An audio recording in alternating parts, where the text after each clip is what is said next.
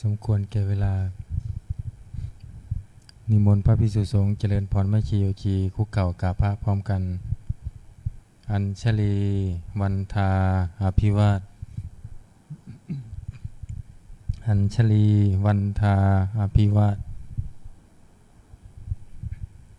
อัญชลีวันทาอภิวาทอัญชลีวันทาอัญชลีขอโอกาสขออนุญาตครูบาอาจารย์พระมหาเถระพระเถรานุเถระพระมัชฌิมาปนวกะแม่ชีโยคีในการเป็นต้นเสียงธรรมวัดเย็นในวันนี้เปิดหนังสือสวดมนต์แปลเล่มใหญ่ไปที่หน้าหนึ่ง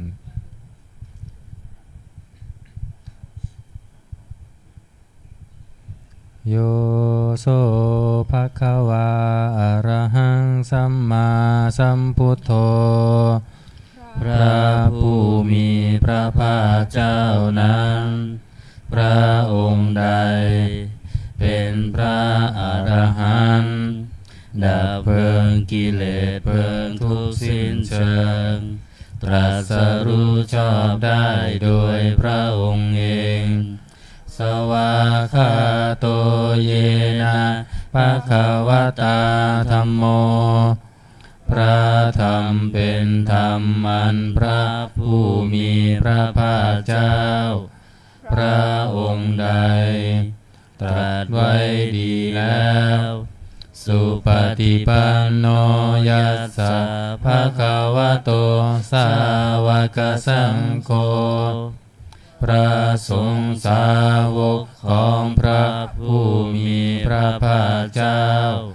พระองค์ใดปฏิบัติดีแล้วธัมมายังภคะวันตังสัทธัมมังสัสสังฆังอิเมหิสกาเลหิยะถาระหังอาโรปิเตหิอภิปูชยามะข้าพระเจ้าทั้งหลายขอบูชาอย่างยิ่งซึ่งพระผู้มีพระภาคเจ้าพระองค์นั้นพร้อมทั้งพระธรรมและพระสงฆ์ด้วยเครื่องสักการะทั้งหลายเหล่านี้อันยกขึ้นตามสมควรแล้วสาธุโนพันเตภคะวาสุจิระปรินิพุตโตปิข้าแต่พระองค์ผู้เจริญพระผู้มีพระภาคเจ้าแม้ปรินิพพานนานแล้วทรงสร้างคุณอันสำเร็จประโยชน์ไว้แก่ข้าพระเจ้าทั้งหลายปัจฉิมาชนะตานุกัมปมานัสสะทรงมีพระหฤทัยอนุเคราะห์แก่พวกข้าพระเจ้าอันเป็นชนรุ่นหลังอิเมสกาเลทุกขตาปันนาการภูเตปฏิคันหาตุขอพระผู้มีพระภาคเจ้าจงรับเครื่องสักการะอันเป็นบรรณาการของคนยากทั้งหลายเหล่านี้อัมหากังทีคารตังหิตายะสุขายะเพื่อประโยชน์และความสุขแก่ข้าพระเจ้าทั้งหลายตลอดกาลและนานเทอญอะระหังสัมมาสัมพุทโธภคะวาพระผู้มีพระภาคเจ้าเป็นพระอรหันต์ดับเพลิงกิเลสเพลิงทุกข์สิ้นเชิงตรัสรู้ชอบได้ด้วยพระองค์เองพุทธังภคะวันตังอภิวาเทมิข้าพระเจ้าอภิวาทพระผู้มีพระภาคเจ้าผู้รู้ผู้ตื่นผู้เบิกบาน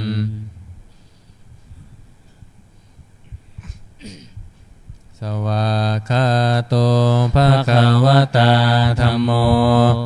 พระธรรมเป็นธรรมที่พระผู้มีพระภาคเจ้าตรัสไว้ดีแล้วธัมมังนามัสสามิข้าพระเจ้านามัสการพระธรรม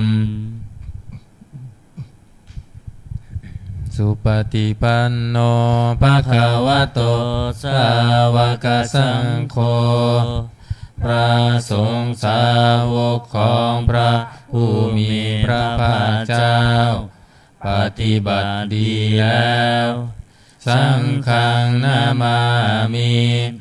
ข้าพระเจ้านอบน้อมพระสงฆ์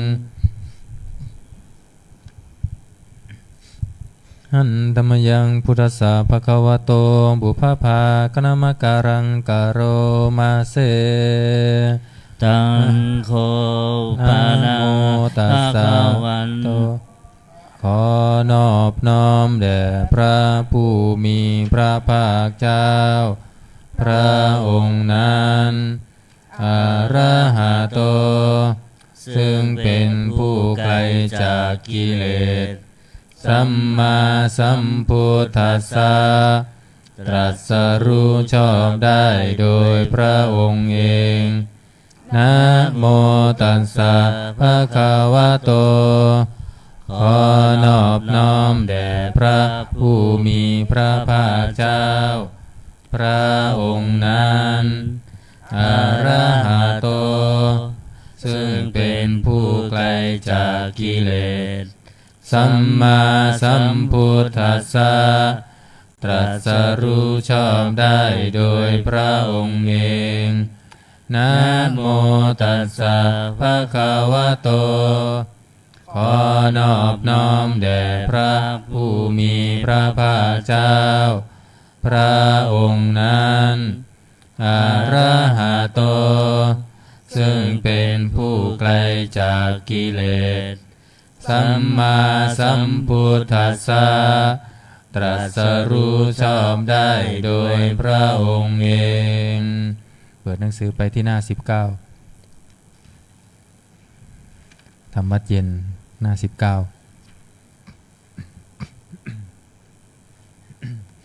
อันธรรมยังพุทธานุสตินายังกโรมาเสตังโฆปานาภะคะวันตังเอ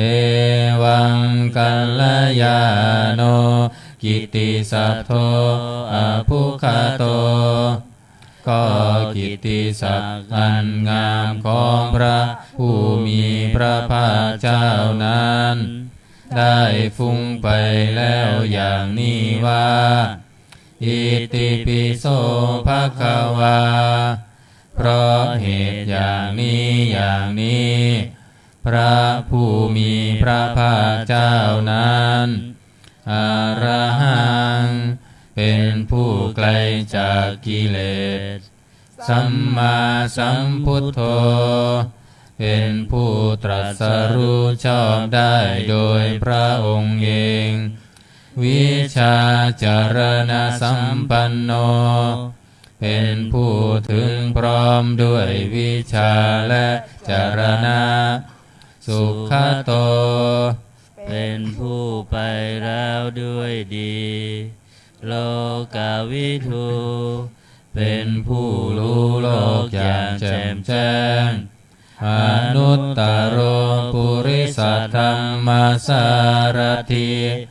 เป็นผู้สามารถฝึกบุรุษที่สมควรฝึกได้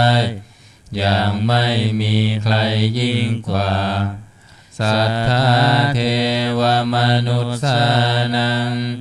เป็นครูผู้สอนของเทวดาและมนุษย์ทั้งหลายพุทโธเป็นผู้รู้ผู้ตื่นผู้เบิกบานด้วยธรรมภควาติเป็นผู้มีความจำเริญจำแนกธรรมสั่งสอนสัตว์ดังนี้อันธรรมยังพุทธาภิกิติงกโรมาเส พุทธวาระหันตวรตาภิกขุนาภิยุตโตพระพุทธเจ้าประกอบด้วยคุณมีความประเสริฐแห่งอรหันตคุณเป็นต้นสุทธาพิยานกรุณาหิสมาคตโตพระองค์อันประกอบด้วยพระญาณและพระกรุณาอันบริสุทธิ์โพเทสิโยสุชนะตังกามรังวาสุโรพระองค์ใดทรงกระทำชนที่ดีให้เบิกบานดุจอาทิตย์ทำบัวให้บานวันธามหังตมรนังศิลาสาชิเนทังข้าพระเจ้าไหว้พระจินสีผู้ไม่มีกิเลสพระองค์นั้นด้วยเสียงกล่าวพุทโธโยสัพพปานินังสารนังเขมมุตตมังพระพุทธเจ้าพระองค์ใดเป็นสารณะอันเกษมสูงสุดของสัตว์ทั้งหลายปัทมานุสติฐานังวันทามิตังสิเลนะหังข้าพระเจ้าไหว้พระพุทธเจ้าพระองค์นั้นอันเป็นที่ตั้งแห่งความระลึกองค์ที่หนึ่งด้วยเสียงก้าวพุทธัสสะหัสสมิทาโสวะพุทโธเมสามิกิสโรข้าพระเจ้าเป็นทาสของพระพุทธเจ้าพระพุทธเจ้าเป็นนายมีอิสระเหนือข้าพระเจ้าพุทโธทุกขันสคาตาจาวิทาตาจาหิตัสสะเมพระพุทธเจ้าเป็นเครื่องกำจัดทุกข์และทรงไว้ซึ่งประโยชน์แก่ข้าพระเจ้าพุทธัสสะหังนิยาเทนิสรีรันชีวิตันจิทังข้าพระเจ้ามอบกายถวายชีวิตนี้แด่พระพุทธเจ้าวันทันโตหังจริสามิพุทธัสเสวสุโพธิตังข้าพระเจ้าผู้ไว้อยู่จากประพฤติตามซึ่งความตรัสรู้ดีของพระพุทธเจ้านัตถิเมสารนังอัญญังพุทโธเมสารนังวรังสารณะอื่นของข้าพระเจ้าไม่มีพระพุทธเจ้าเป็นสารณะอันประเสริฐของข้าพระเจ้าเอเตนะสัจวัชเชนะวัตเตยังสัตถุสาสเนด้วยการกล่าวคำสัตย์นี้ข้าพระเจ้าพึงเจริญในพระศาสนาของพระศาสดาพุทธังเมวันธมาเนนายังปุญญังปัสสุตังอิทาข้าพระเจ้าผู้ไว้อยู่ซึ่งพระพุทธเจ้าได้ขวนขวายบุญใดในบัดนี้สัพเพปิอันตรายาเมมเหสุงตัสสะเตชะสาอันตรายทั้งปวงอย่าได้มีแก่ข้าพระเจ้าด้วยเดชแห่งบุญนั้นกายเยนะวาจายะวะเจตัสสาวาด้วยกายก็ดีด้วยวาจาก็ดีด้วยใจก็ดีพุทเทกุกัมมังปะกตังมายายังกรรมหน้าติเตียนอันใดที่ข้าพระเจ้ากระทำแล้วในพระพุทธเจ้าพุทโธปฏิคันหาตัวอัจฉยันตังข ของพระพุทธเจ้าจงงดซึ่งโทษล่วงเกินอันนั้นการันตะเรสังวริตุงวพุทเทเพื่อการสำรวมระวังในพระพุทธเจ้าในการต่อไป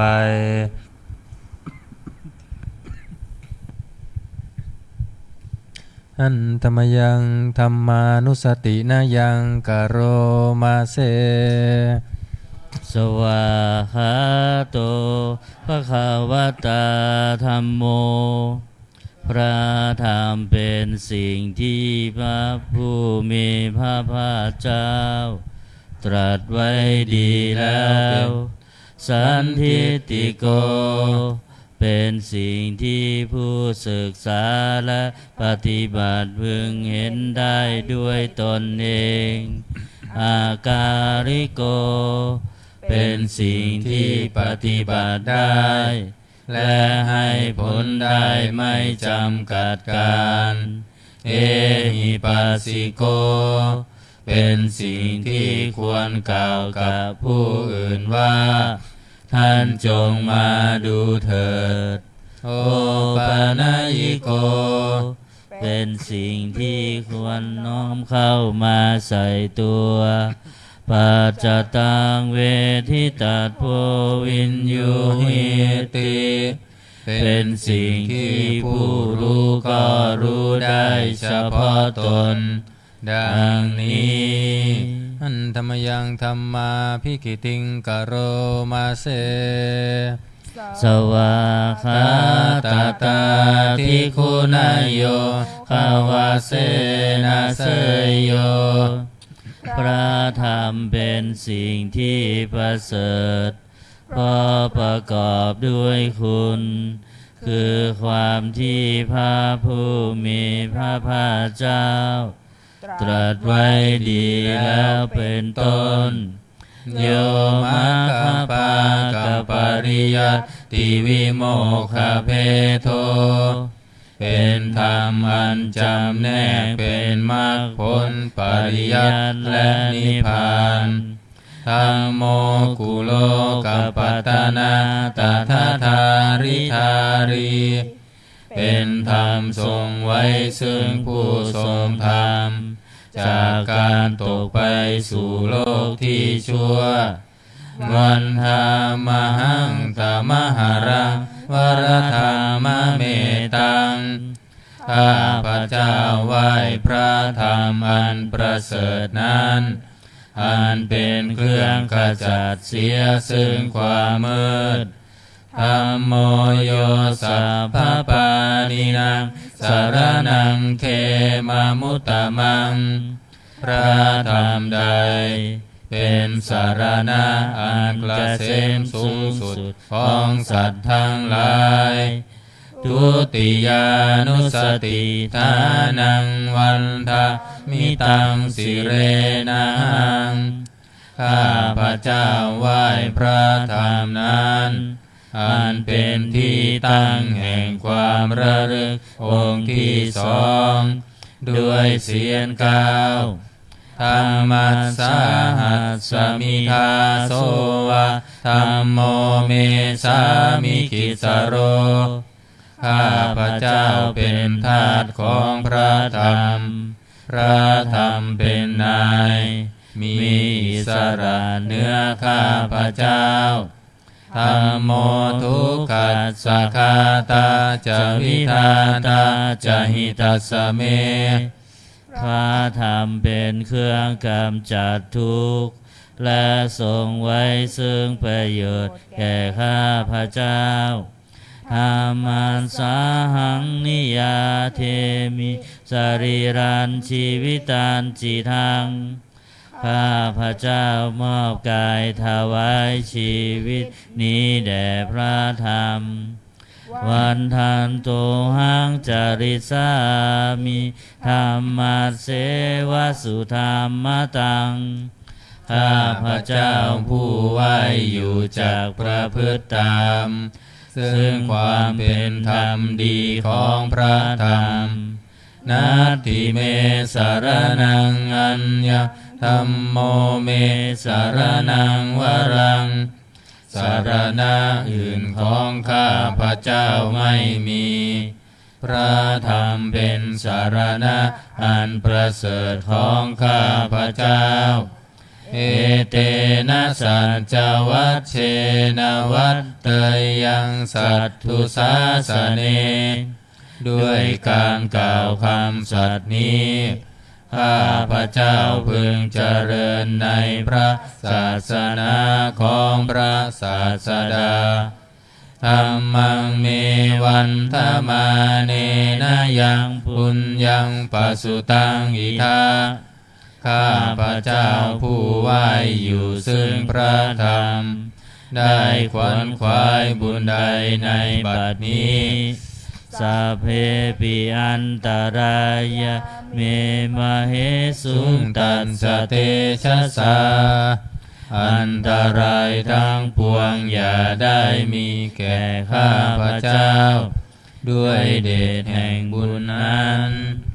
กายเยนะวาจายวเจตสาวาด้วยกายก็ดีด้วยวาจาก็ดีด้วยใจก็ดีธัมเมกุกัมมังปะกตังมายายังกรรมหน้าติเตียนอันใด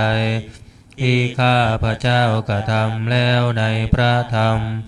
ธัมโมปฏิคันหาตัวอัจฉยันตังขอพระธรรมจงงดซึ่งโทษล่วงเกินอันนั้นการันตะเรสังวริตุงวธรรมเมเพื่อการสำรวมระวังในพระธรรมในการต่อไปอันธรรมยังสังขานุสตินายังกโรมาเสสุปฏิปันโนภะคะวะโตสาวกสังโฆทรงสาวกของพระผู้มีพระภาคเจ้าปฏิบัติดีแล้ว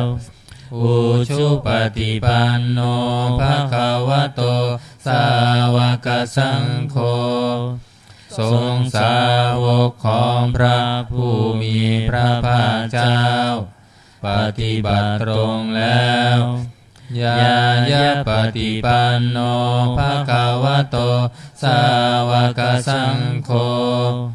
ทรงสาวกของพระผู้มีพระภาคเจ้าปฏิบัติเพื่อรู้ธรรมเป็นเครื่องออกจากทุกข์แล้วสามีจิปฏิปันโนภะคะวะโตสาวกสังโฆทรงสาวกของพระผู้มีพระภาคเจ้าปฏิบัติสมควรแล้วยะทิทังได้แก่บุคคลเหล่านี้คือจัตตาริปุริสายุคานิอัตถปุริสบุคลาคู่แห่งบุรุษสี่คู่นับเรียงตัวบุรุษได้8บุรุษเอสะภะคะวะโตสาวกสังโฆนั่นแหละทรงสาวกของพระผู้มีพระภาคเจ้าอาหุนายโยเป็นสงควรแก่สักการะที่เขานำมาบูชาปาหุนายโยเป็นสงควรแก่สักการะที่เขาจัดไว้ต้อนรับทักขินายโยเป็นผู้ควรรับทักษิณาทานอัญชลีการณิโยเป็นผู้ที่บุคคลทั่วไปควรทำอัญชลีอนุตตรังปุญญเกตังโลกัสสติเป็นเนื้อนาบุญของโลกไม่มีนาบุญอื่นยิ่งกว่าดังนี้หันธรรมยังสังฆาภิกิติงกโรมาเสธรรมโชสุปฏิปฏิคุณาภิยุโตพระสงฆ์ที่เกิดโดยพระสัทธรรม ประกอบด้วยคุณมีความปฏิบัติดีเป็นต้นโยธัมพิโทอริยบุคคลสังฆเสโทเป็นหมู่แห่งพระอริยบุคคลอันประเสริฐแปดจำพวก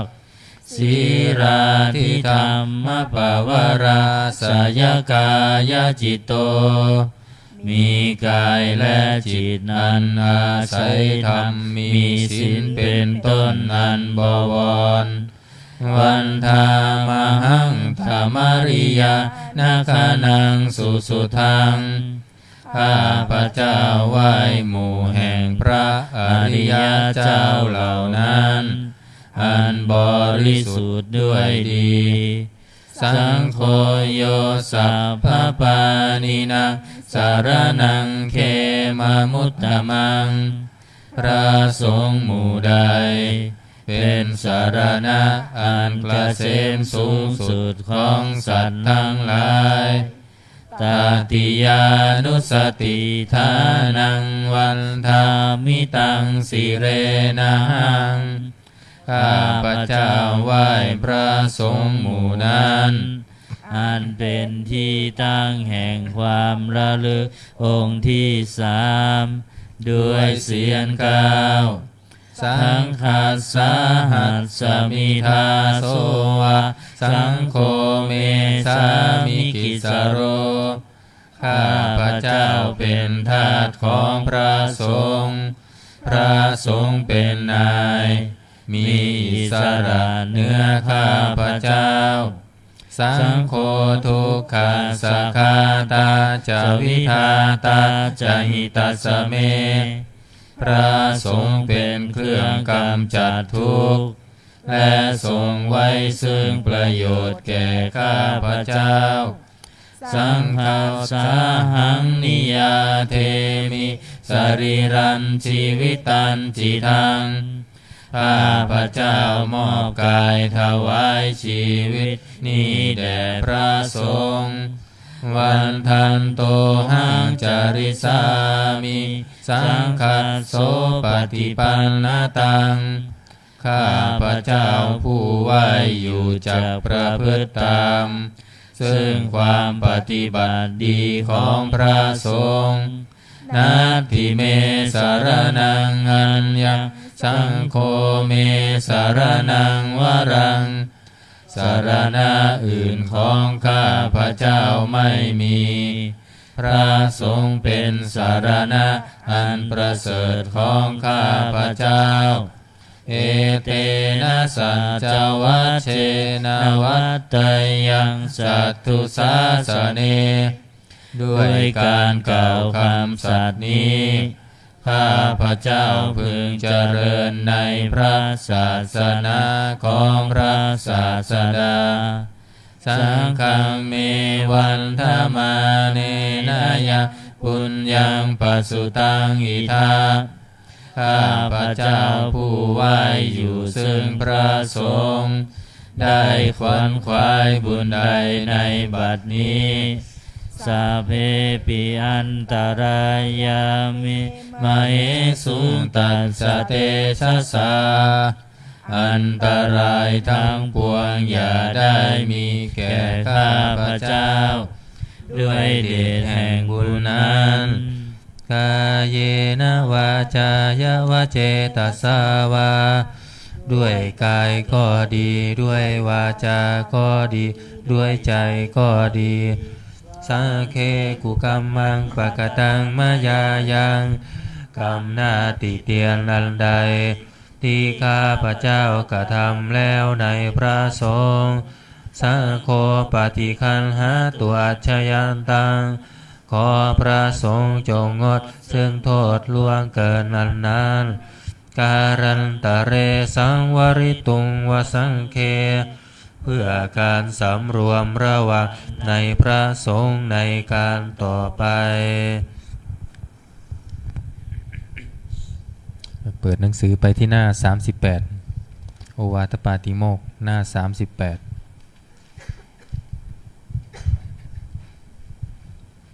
หันตมยังโอวาทปาติโมขคาทายโยพนามาเสสัมภปาปัสสะอาคารนังการไม่ทำบาปทั้งปวงกุศลสุปสัมปทาการทำกุศลให้ถึงพร้อมสัจจิตปริโยทัปนังการชำระจิตของตนให้ขาวรอบเอตังพุทธานาสาสนังทำ3อย่างนี้เป็นคำสั่งสอนของพระพุทธเจ้าทั้งหลายขันติปรมังตโปติติฆาขันติคือความอดกลั้นเป็นธรรมเครื่องเผากิเลสอย่างยิ่งนิพพานังปรมังวทันติพุทธาผู้รู้ทั้งหลายกล่าวพระนิพพานว่าเป็นธรรมอันยิ่งนาหิปภาชิโตปรูปคาติผู้กำจัดสัตว์อื่นอยู่ไม่ชื่อว่าเป็นบรรพชิตเลยสัมมโนโหติปรังวิเหทยันโตผู้ทำสัตว์อื่นให้ลำบากอยู่ไม่ชื่อว่าเป็นสมณะเลยอนุปวาโทอนุปคาโตการไม่พูดร้ายการไม่ทำร้ายปาติโมกเขจะสังวโรการสำรวมในปาติโมกข์มัตตัญญุตาจะภัตตัสสมิงความเป็นผู้รู้ประมาณในการบริโภคปันตัญจะสยนาสนังการนอนการนั่งในที่อันสงัด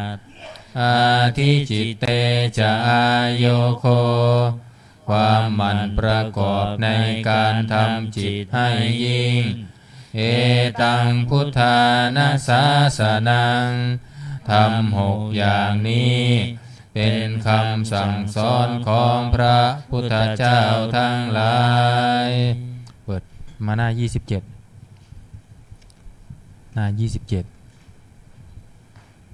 หันตมยังอติตาปัจจเวคณาปาทังพนามาเสอัจฉมยาอัปปัจจเวคิตวา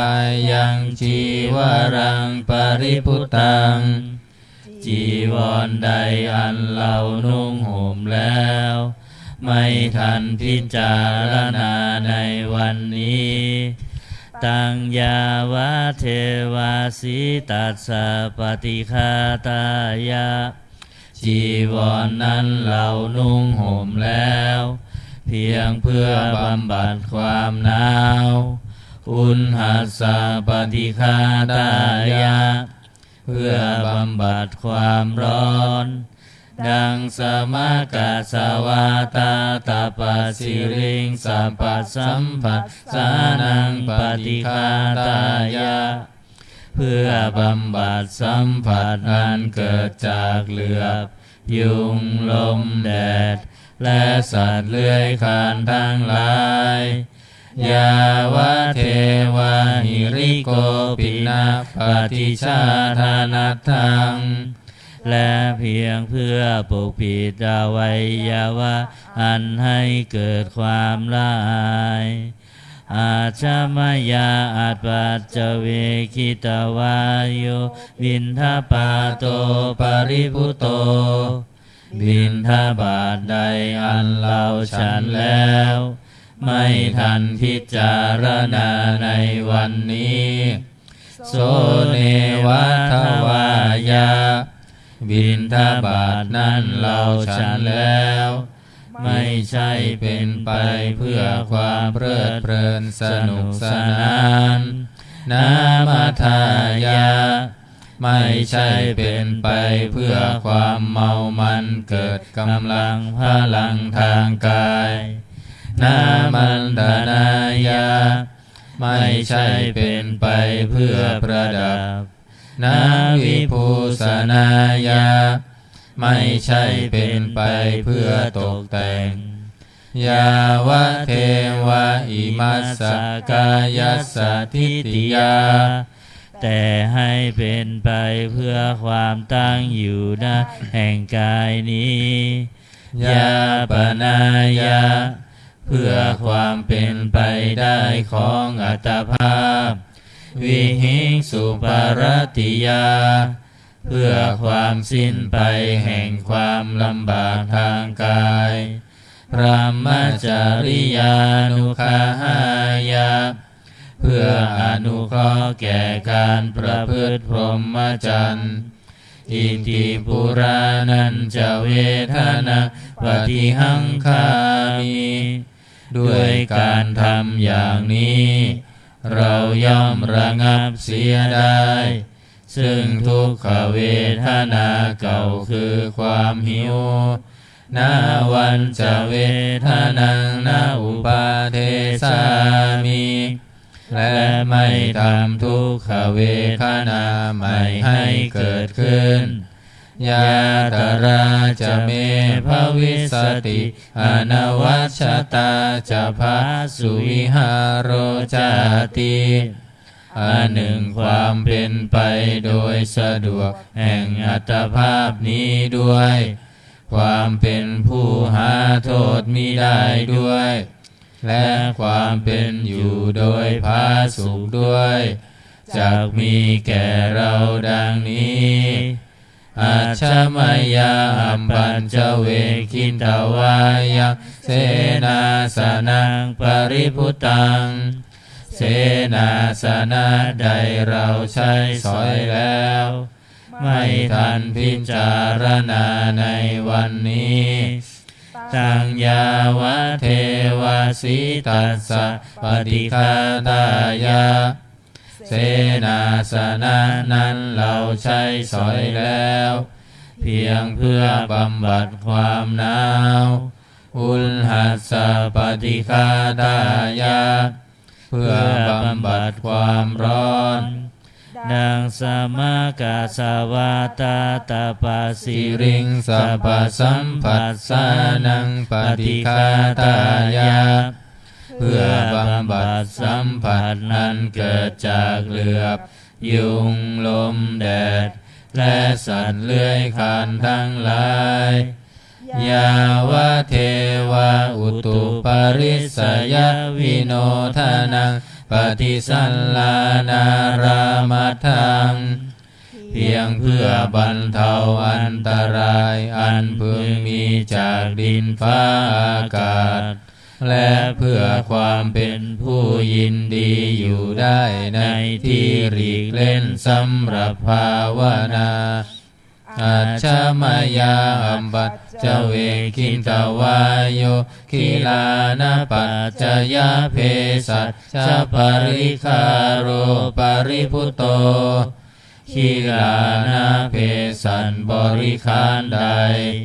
อันเราบริโภคแล้วไม่ทันพิจารณาในวันนี้โสยาวะเทวะอุปันนานังเวยาปาทิกานังเวทนานังปฏิฆาตายะคีลานาเพสันบริขารนั้นเราบริโภคแล้วเพียงเพื่อบำบัดทุกขเวทนาอันบังเกิดขึ้นแล้วมีอาพาธต่างๆเป็นมูลอัปพยาปัชชะปรมัตตายาติเพื่อความเป็นผู้ไม่มีโรคเบียดเบียนเป็นอย่างยิ่งดังนี้หันธรรมยังอุทิศนาทิฏฐานาคาทาโยพานามาเสอิมินาปุญญกรรมเมนะด้วยบุญนี้อุทิศให้อุปัชฌายาคุณุตรา อุปัชฌาย์ผู้เลิศคุณอาจาริยุปการาจา และอาจารย์ผู้เกื้อหนุนมาตาปิตาจายาตกาทั้งพ่อแม่และปวงญาติสุริโยจันทิมาราชาสุนจันทร์และราชาคุณาวันตานาราปิจาผู้ทรงคุณหรือผู้สูงชาติพระมมาลาจาอินทาจาพรหมานและอินทราชโลกปาลาจเทวตาทั้งถวยเทพและโลกบาลยาโมมิตามนุษย์สาจายมมาราชมนุษย์มิตรมัชฌตาเวริกาปิจาผู้เป็นกลางผู้จ้องผานสัพเพสัตตาสุขีหนตุขอให้เป็นสุขสันต์ทุกทั่วหน้าอย่าทุกข์ทนปุญญานิปกตานิเมบุญพ้องที่ข้าทำจงช่วยอำนวยสุภผลสุขังจติวิทันเทนตุให้สุขสามอย่างล้นคิปังปาเปทาโวมะตังให้รู้ถึงนิพพานพรันอิมินาปุญญากาเมนะด้วยบุญนี้ที่เราทำอิมินาอุทิเสนะจะและอุทิศให้ปวงสัตว์กิปาหังสุรเพเจวาเราพันได้ซึ่งการตัดตัณหุปาทานเฉทนังตัวตัณหาอุปาทานเยสันตาเนหินาธรรมาสิ่งชั่วในดวงใจยาวานิพานโตมะมังกว่าเราจะถึงนิพพานนาสันตุสัพพทาเยวามาลายสิ้นจากสันดานยัตถาชาโตภเวภเวทุกภพที่เราเกิดอุชุจิตังสติปัญญามีจิตตรงและสติทั้งปัญญาอันประเสริฐสันเลโควิริยัมหินาพร้อมทั้งความเพียรเลิศเป็นเครื่องขูดกิเลสหายมาราระพันตุโนกาสังโอกาสอย่าพึงมีแก่หมู่มันสิ้นทั้งหลาย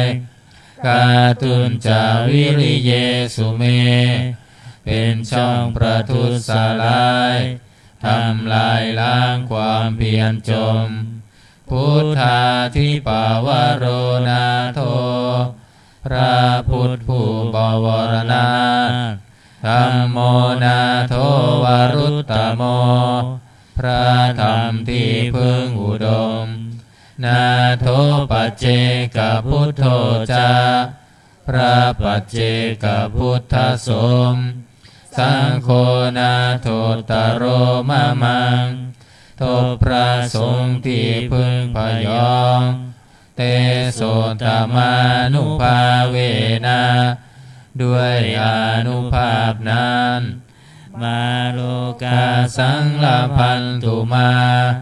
ขอหมู่มารอย่าได้ช่องทัสสะปุญญานุภาเวนะด้วยเดชบุญทั้งสิบป้องมาโลกาสังลพันตุมาอย่าเปิดโอกาสแก่มารเถิด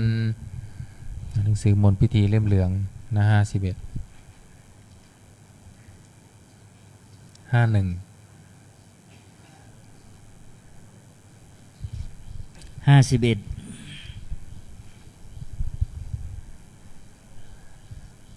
นะโมตัสสะภะคะวะโตอะระหะโตสัมมาสัมพุทธัสสะนะโม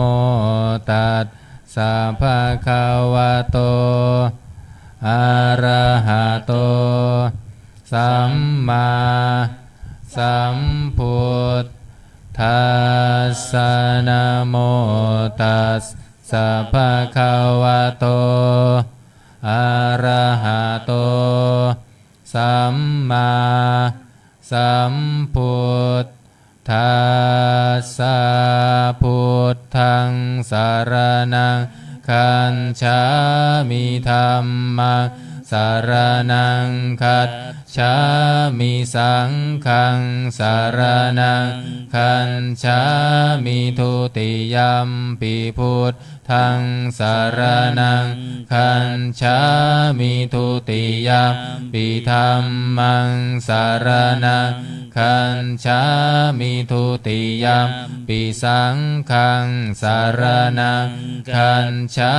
มิตติยัมปิพุทธังสรณังคัจฉามิตติยัมปิธัมมังสรณังคัจฉามิตติยัมปิสังฆังสรณังคัจฉามินะ55นะโมอะระหะโตสัมมาสัมพุทธัสสะมะเหสิโนนะโมอุตตมะธัมมัสสะสวะคาตัสเสวะเตนิธานะโมมหาสังฆัสสาปิวิสุทธาสีลทิฏฐิโนนะโมโอมาตยารัตทัสสะรัตนัตตยัสสะสาธุกังนะโมโอมะกาติตัสสะตันสวัตถุตยัสสะปินะโมการะปัมภาเวนะวิคัตฉันตุมปัตถวานะโมการะนุมภาเวนะสุวัตทิโหนตุสัพพทานะโมการะสเตเชนะวิทิหิโหมิเตชวานะ93อนันตลักขณะสุตังหมดขัดป้าพร้อมกันยันตังสัตเตหิทุกเขนะเยยยังอนันตลักขณังอันตวาทาตสัญญานังสัมมาเทววิโมจนังสัมพุทโธตังปกาเสสิทิฏฐสัจจานโยคินังอุตตริงปฏิเวทายาภาเวตุงญาณมุตตมังยันเตสังทิฏฐธรรมานังญาเนนุปปริคตังสัมภาสเวหิจิตตานิวิมุนจิงสุอาเสสโตตถาญาณานุสาเรนะสาสนังกาตุมิจฉตังสาธุนังอัฏฐสิทธัตถังตังสุตันตังพนามาเสเอวเม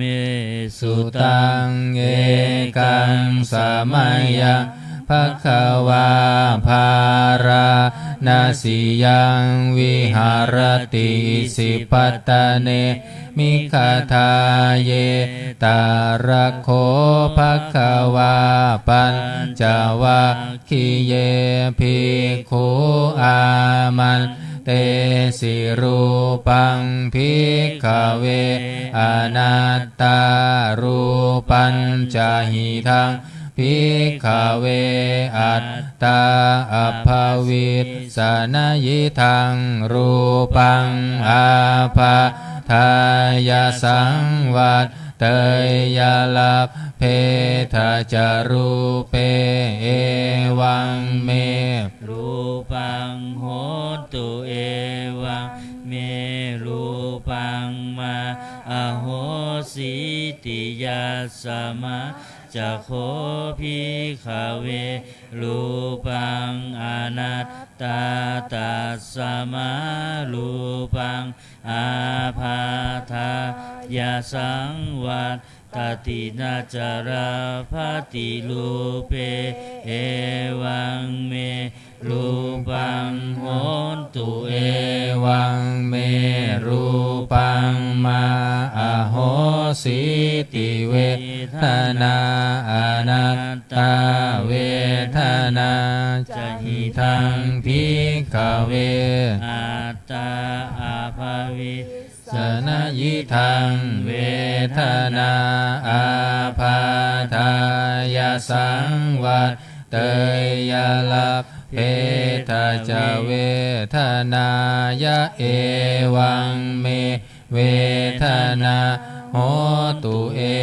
วังเมเวทนามาอโหสิติยัสสมาจะโค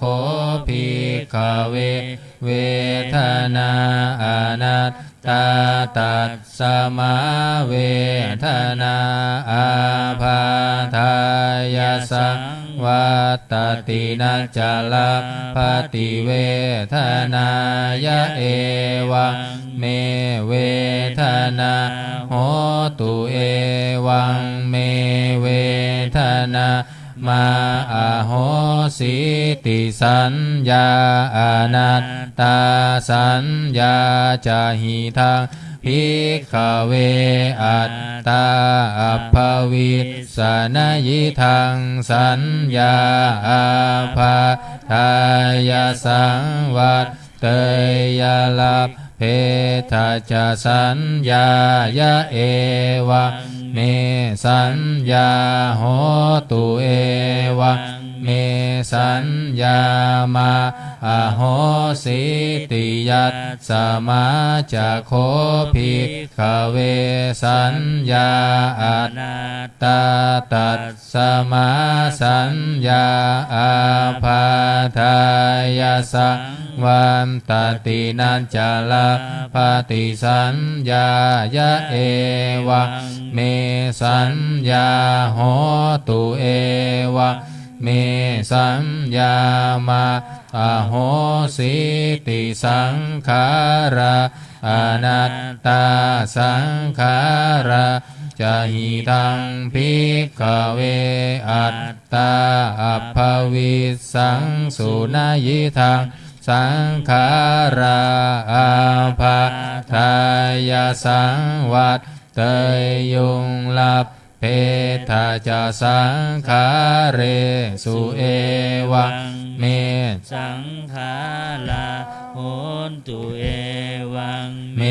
สังขารามาอะเหสุนติยัสสมาจะโคภิกขเวสังขาราอนันตาตัสสมาสังขาราอาภาทายสังวัตตันตินัจจลาภติสังขาเรสุเอวังเมสังขาราโหตุเอวังเมสังขารามาอะเหสุนติวิญญาณังอนันตาวิญญาณัญจะหิทังภิกขเวอัตตาอัปภวิสนะยิทังวิญญาณังอาภาทายสังวัตเตยลัพเพทะจวิญญาเนเอวังเม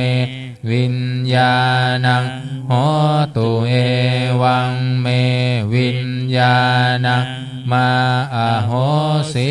ติยัสสมาจะโคภิกขเววิญญา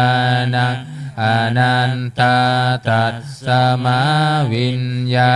ณังอาภาทายสังวัตตตินัจจลาภติวิญญาเนเอวังเมวิญญาณังโห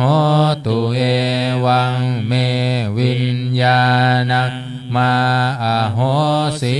ติตังกิโล มัญญัตถภิกขเวรูปังนิจจังวาอนิจจังวาติอนิจจังพันเตยัมปนานิจจังทุกขังวาตังสุขังวาติทุกขังพันเตยัมปนานิจจังทุกขังวิปริณามธัมมังกัลลังนุตังสามานุปัสสิตุงเอ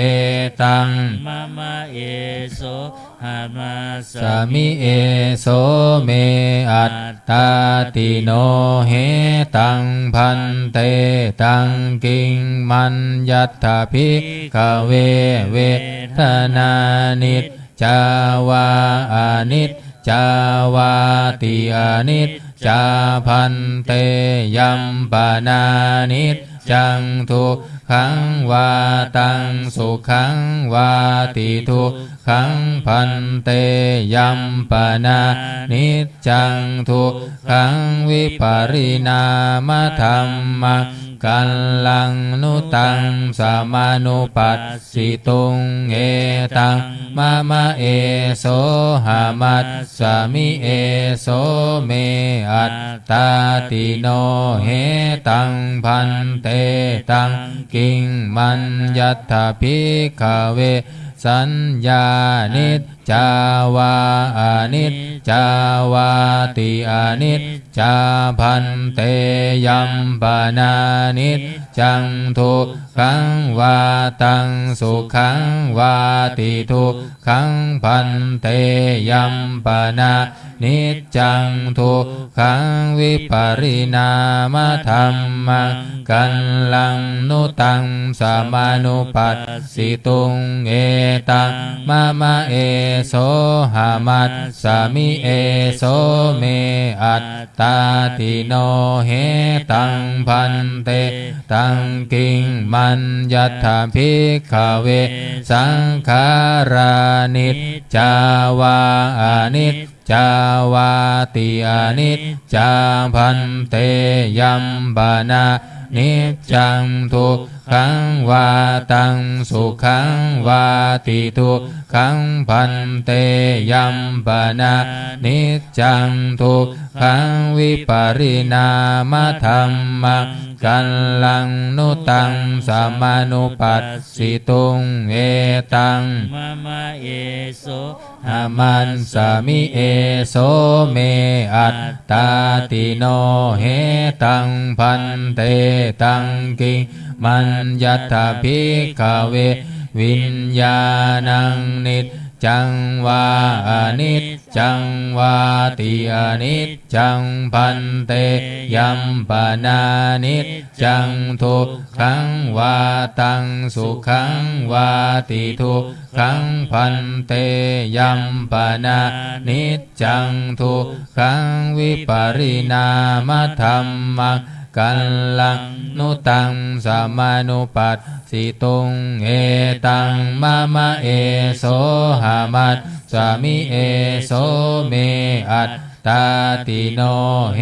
ตังพันเตตัสสมาติหาภิกขเวยังกินจิรูปังอนิตตานาคตปัจจุปันนังอัจฉัตตังวาภหิทธาวาโอลาลิกังวาสุขุมังวาหินังวาปานิตังวายันทุเรสันติเกวาสัพพังรูปังเนตังมะมะเนโสหามัสสามินะเมโสอัตตาติเอวะเมตังยัตถาภูตังสัมมาปัญญายัตถัตถะพังยากาจิเวทนาอติตานาคตปัญจุปันนาอัจฉัตตาวาภหิทธาวาโอลาลิกาวาสุขุมาวาหินาวาปานิมตาวายาทุเรสันติเกวาส สัมภาเวทนาเนตังมะมะเนโสหามัสสมินะเมโสอัตตาติเอวะเม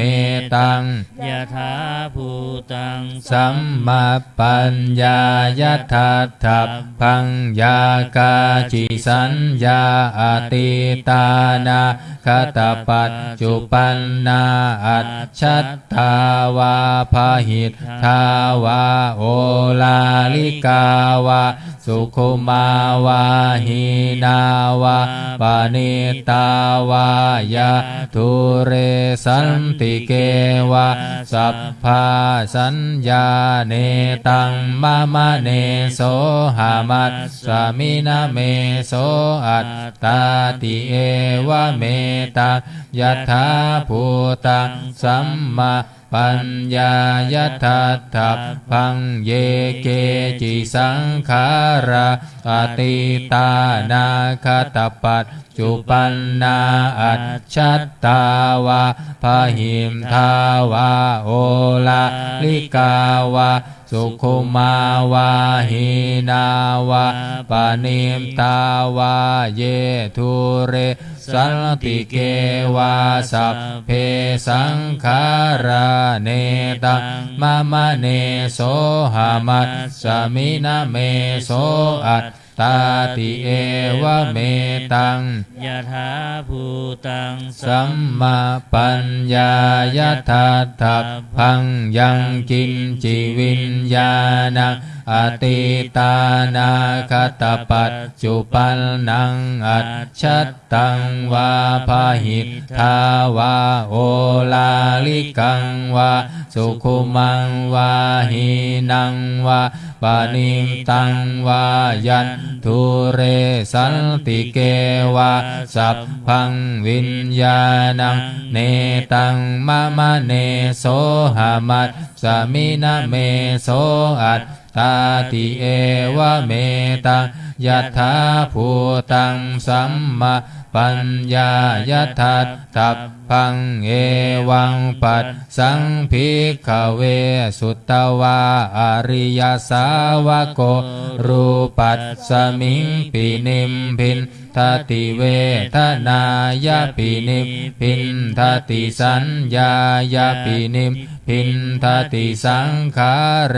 สุปินิมพินทติวิญญาณัสสมิงปินิมพินทตินิพินทังวิรัชชติวิราคาวิโมจจติวิโมตตัสสมิงวิโมตตมิติญาณังโหติขีนาชาติวุตสิตังพรหมจริยังกตังกรณียังนาปรังอิทัตตายาติปชานาติติธรรมโวจะภควาอัตตมนาปัญจวัคคิยาภิกขุภควโตภาสิตังอภินนันทุงอิมัตสมิงจัปนะเวยยากรณัตสมิงพัญญมาเนปัญจวัคคิยานังภิกขุอนุปาทายะอาสเวหิจิตตานิวิมุตจิงสุติ133มงคลจักรวาลน้อย133มงคลจักรวาลน้อยสัพพพุทธานุภาเวนะสัพพธรรมานุภาเวนะสัพพสังฆานุภาเวนะพุทธรัตนังธัมมรัตนังสังฆรัตนังตินนังรัตนานังอนุภาเวนะจตุราสีติสหสัทธัมมัคขันธานุภาเวนะปิตกัตตายานุภาเว นาชินนาสาวกานุภาเวนะสัพเพเตโรคาสัพเพเตพยาสัพเพเตอันตรายาสัพเพเตอุปัฏฐวาสัพเพเตทุนนิมิตตาสัพเพเตอวมังคาราวินัสสันตุอายุวัฏโกธนาวัฏโกสิริวัฏโกยัสสวัฏโกภาลาวันทโกวันนาวัฏโกสุขวัฏโกโหนตุสัพพทาทุกขโรภคยาเวลาโสกาสัตตุจุปันทวาอเนกาอันตรายาปิวินัสสันตุจเตชะสาชัยยสิทธิธานังลาภังโสทิภคยังสุขังพลังสิริอายุจาวัตโนจะโพคังวุฒิจะยัสสวาสัตตวัตสาจะอายุจะชีวสิทธิภาวันตุเตภาวันตุสัพพมังคารังลักขันตุสัพพเทวตาสัพพพุทธานุภาเวนัสสัทธาโสทิภาวันตุเตภาวันตุสัพพมังคารังลักขันตุสัพพเทวตาสัพพธรรมานุภาเวนัสสัทธาโสทิภาวันตุเตภาวันตุสัพพมังคารังลักขันตุสัพพเทวตาสัพพสังฆานุภาเวนัสสัทธาโสทิภาวันตุเตครับธรรมวัดเย็นก็จบเพียงเท่านี้นะครับเราต่อไปจะได้เจริญจิตภาวนาทำสมาธิสักครู่แล้วแผ่เมตตาพร้อมกัน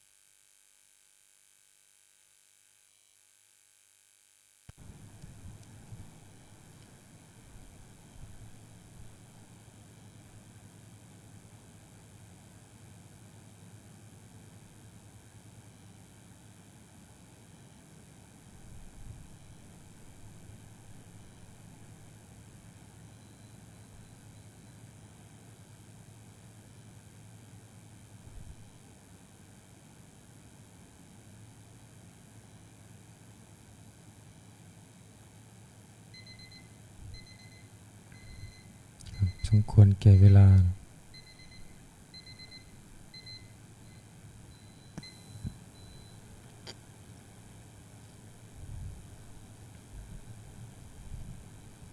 นิมนต์พระภิกษุสงฆ์เจริญพรแม่ชีวชีเตรียมตัวกรวดน้ำแผ่เมตตาพร้อมกัน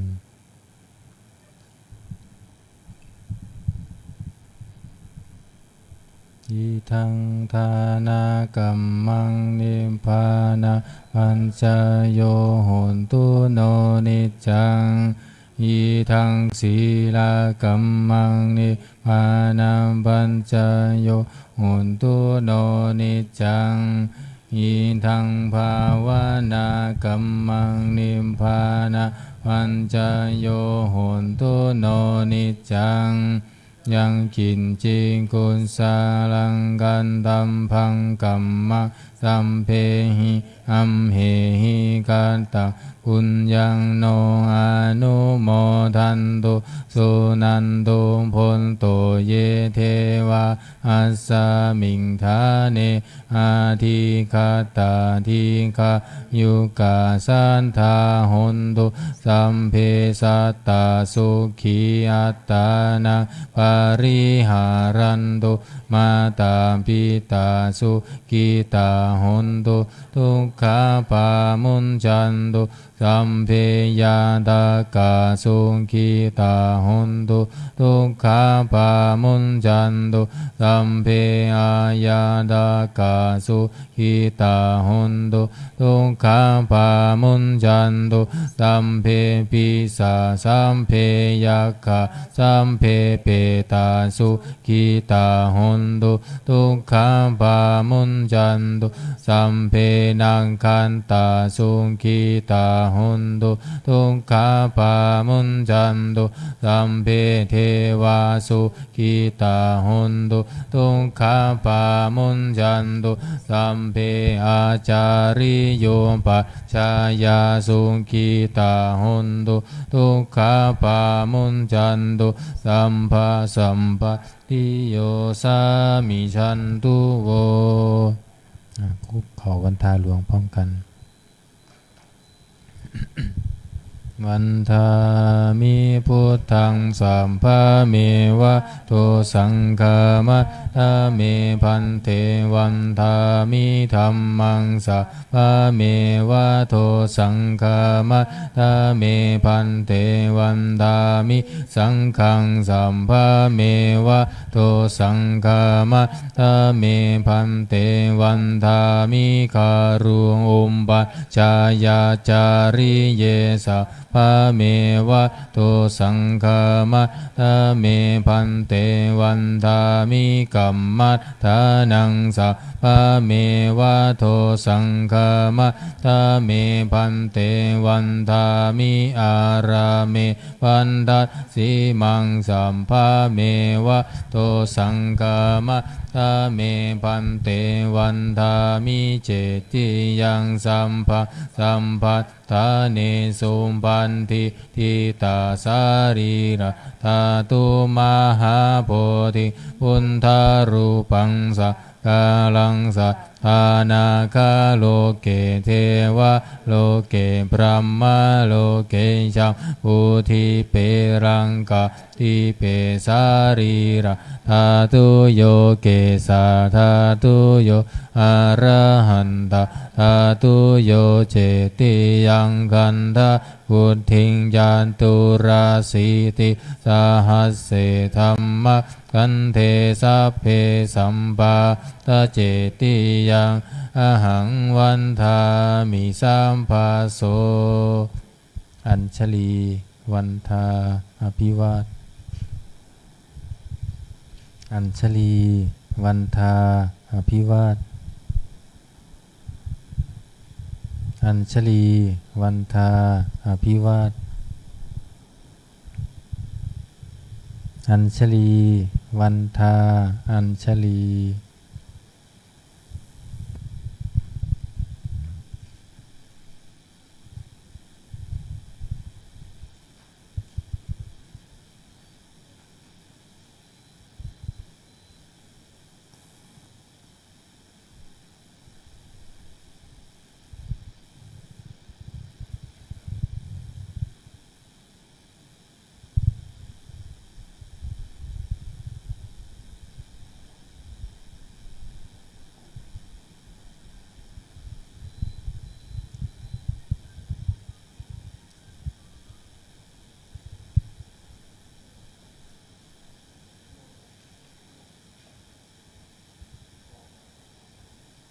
ขอนิมนต์พระภิกษุสงฆ์เจริญพรแม่ชีโยคี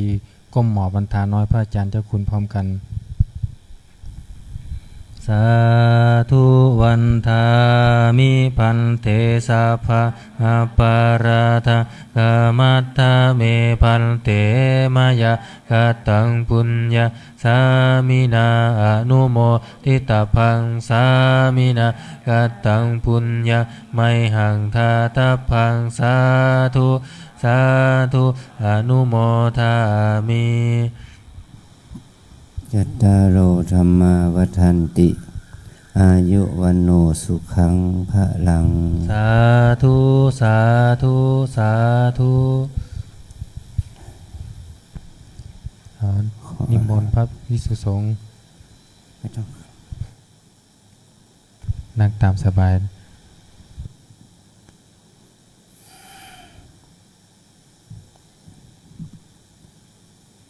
ไม่รู้ว่าโยคีฝากนั้นเสียงได้ยินเสียงไหมได้ยินอยู่นะ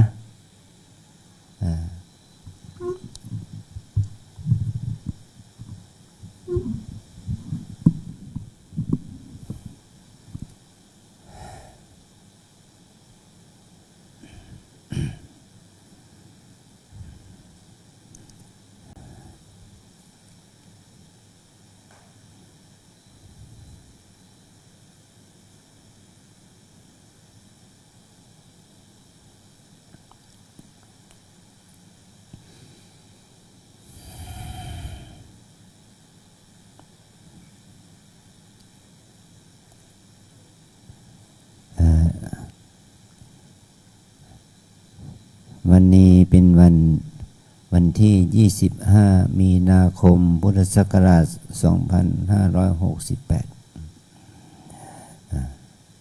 เหลือเวลาอีก6วันก็หมดเดือนละไตรมาสแรกก็หมดไปละ3 เดือนชีวิตเราก็เนี่ยที่ว่า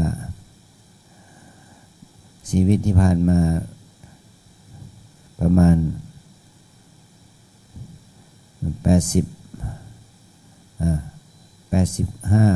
85-86 วันเนี่ยเราได้สาระอะไรบ้างให้เราพิจารณากันว่าพระพุทธองค์ได้ทรงตรัสสารธรรมกับอสารธรรมเป็นภาษาเป็นคาถาว่า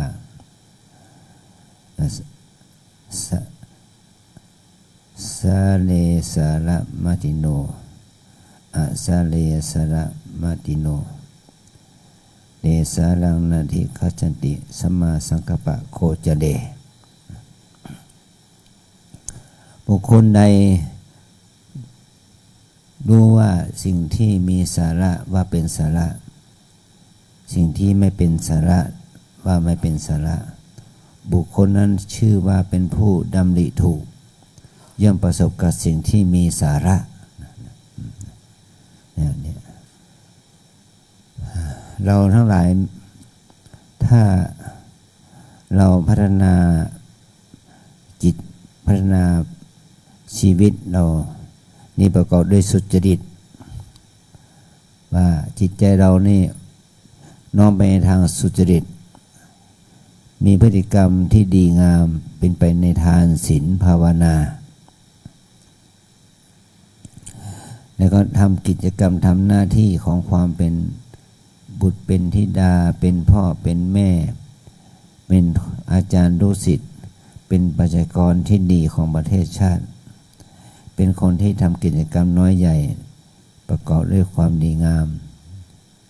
เนี่ยมีความคิดที่ว่า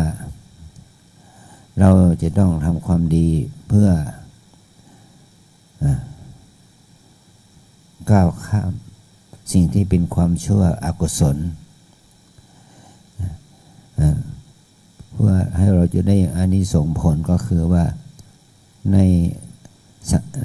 สังสาระนี่มันมี3สังสาระนะ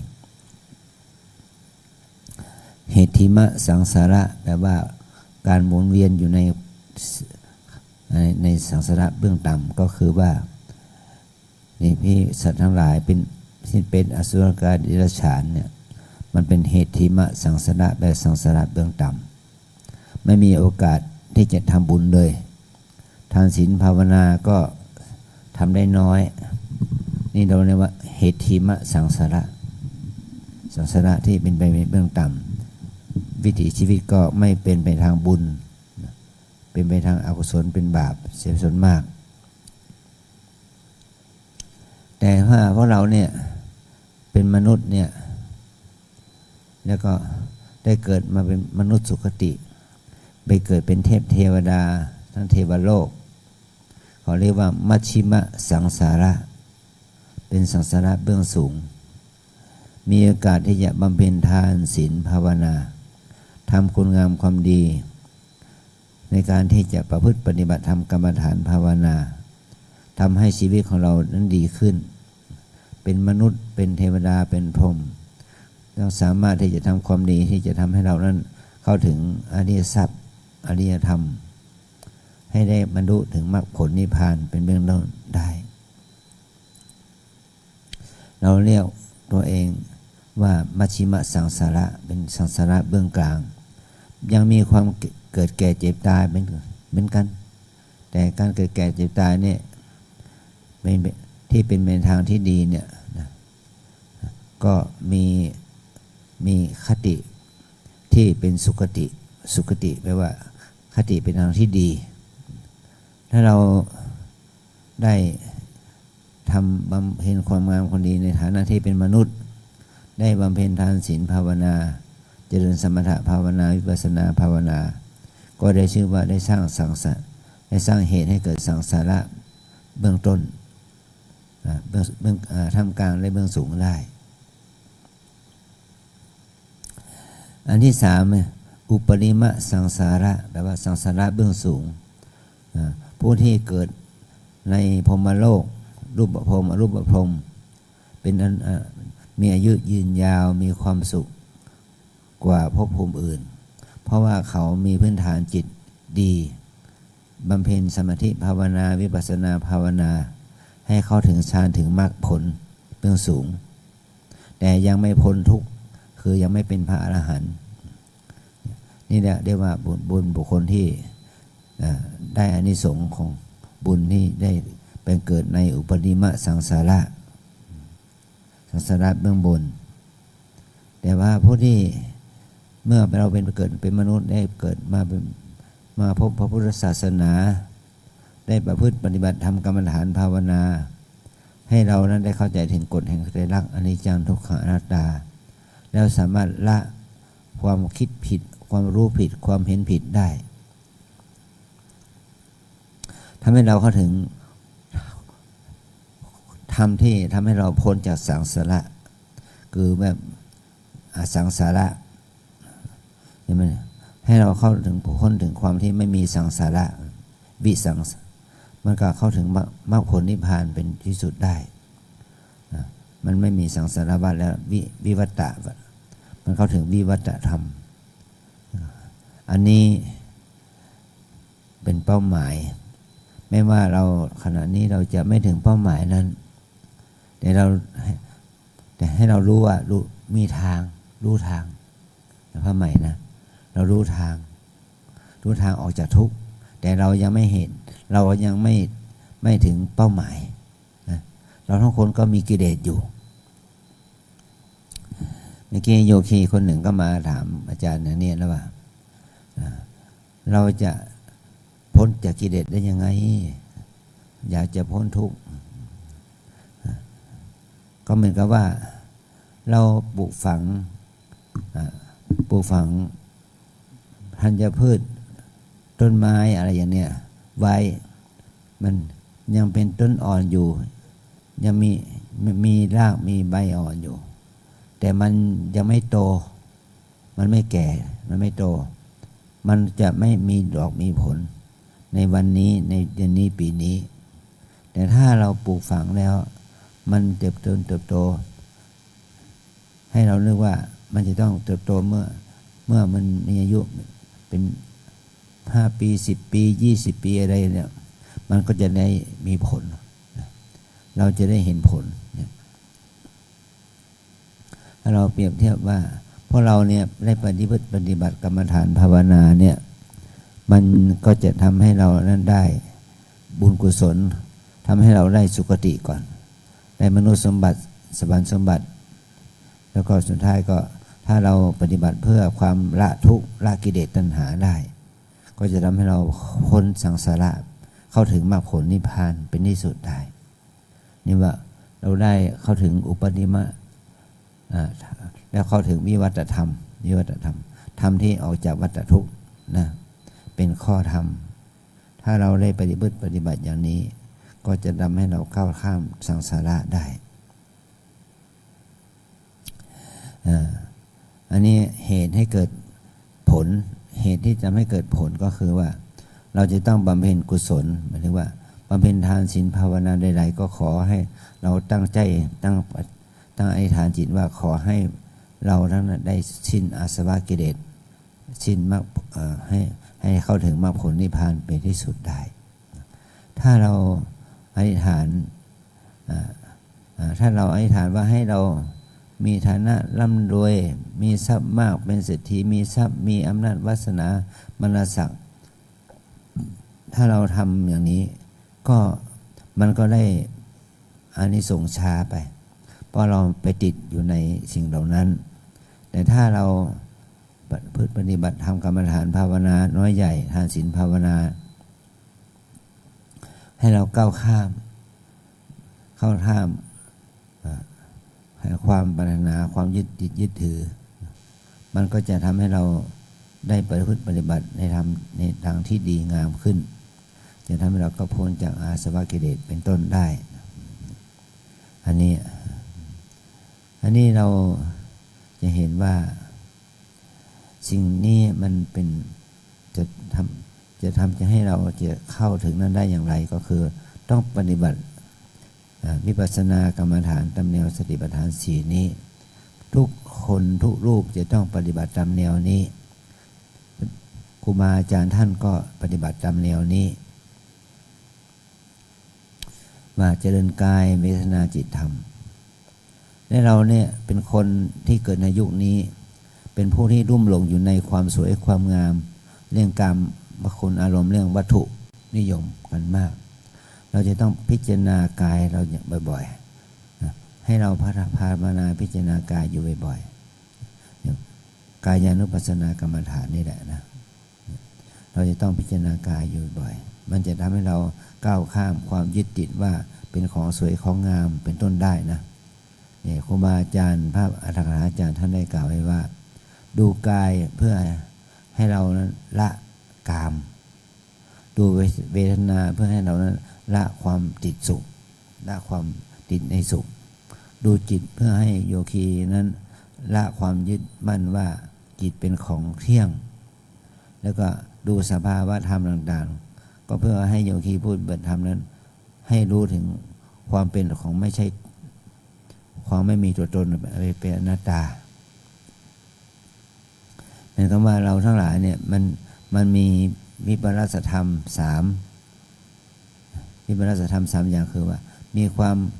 คิดผิดมีความจำผิดมีความเห็นผิดความคิดผิดความจำผิดความเห็นผิดนี่แหละเราเรียกว่าจิตวิปลาสเป็นไปในไหนเป็นไปในธรรม4คือเป็นไปในกายเพราะว่าเราไปยึดคิดผิดดูผิดเห็นผิดว่ากายนี้เป็นของงามเป็นสุภาพวิปลาสถ้าเราพิจารณากายอย่างของแท้เราก็จะเข้าใจถึงคำว่าอสุภะอสุภะ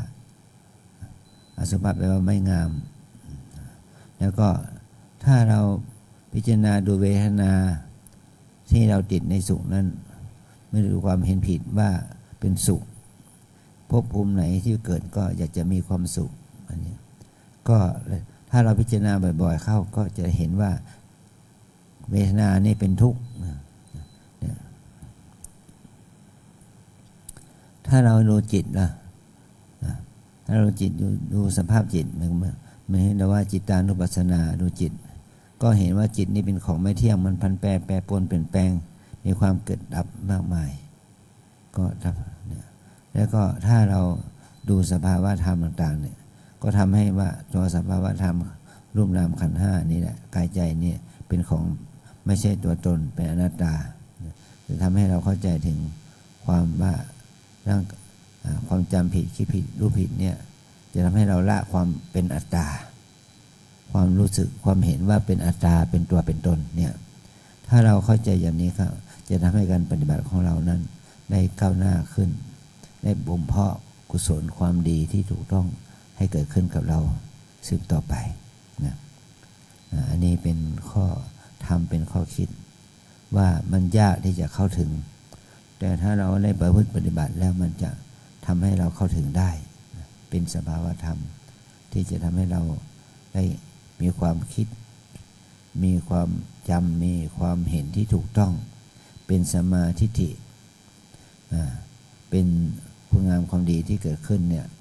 มันจะก่อให้เกิดความเจริญในพระธรรมในความเป็นจริงเจริญในความเป็นจริงของกายนี้ใจนี้นะเอาละเพราะเราได้ข้อคิดพอสมควรแล้วนะก็ขอให้เราได้นำไปปฏิบัติกันสืบต่อไปนะขอเราไหว้พระพร้อมกัน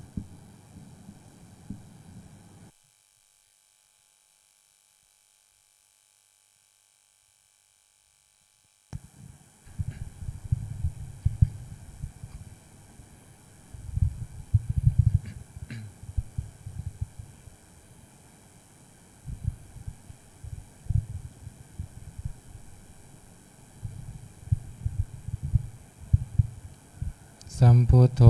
ภควาพุทธังภควันตังอภิวาเทมิวาคาโตภควตาธัมโมธัมมังนามัสสามิสุปฏิปันโนภะคะวะโตสาวกสังโฆสังฆังนามามิ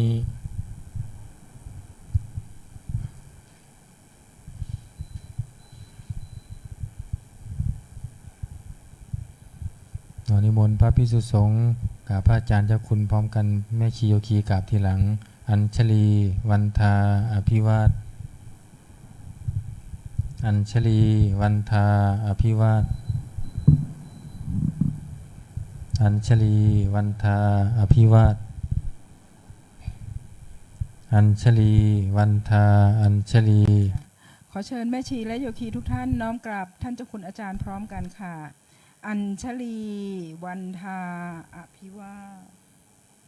อัญชลีวันทาอภิวาทอัญชลีวันทาอภิวาทอัญชลีวันทาอัญชลี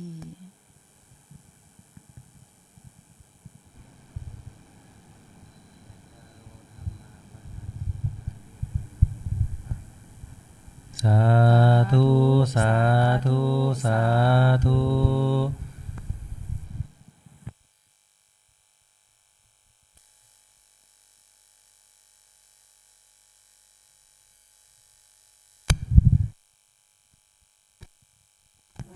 ประชาสัมพันธ์ถึงโยคีหญิงนะคะช่วยกันปิดหน้าต่างทั้งสองฝั่งด้วยนะคะ